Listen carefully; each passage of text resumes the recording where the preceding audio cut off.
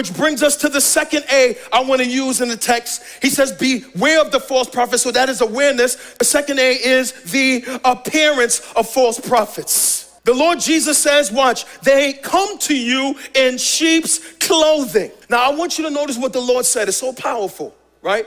He said in verse 15, you can put it back up there, they come to you. You don't have to find them.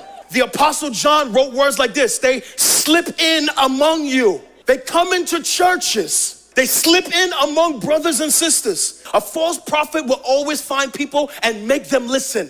But I want you to notice the appearance of the false prophet. He says, they come to you how? In sheep's clothing. Historically, sheep's clothing was worn by shepherds so that they could identify with sheep.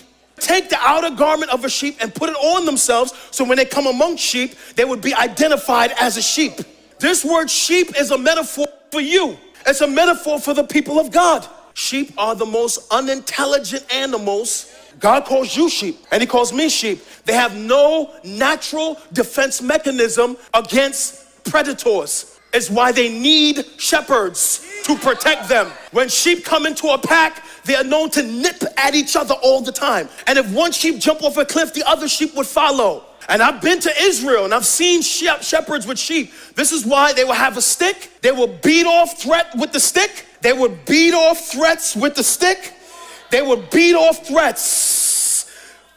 And they will protect sheep with rods. And they will call out predators with rods. This is why in John 10:10, the Lord Jesus says, when we say the thief comes to kill, steal, and destroy, I know we always say the devil, and that makes for good preaching, but he's not really talking about Satan. You got to read the whole thing in context. He's talking about false prophets and bad teaching.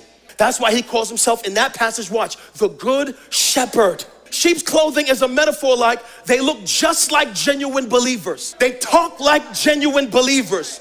They preach like genuine believers. They text you like genuine believers. And because we're unintelligent animals, we just give them an acceptance pass to say, oh, she's a real brother or sister. Because they look, sound like, smell like, talk like, flow like, move like, just like a genuine believer.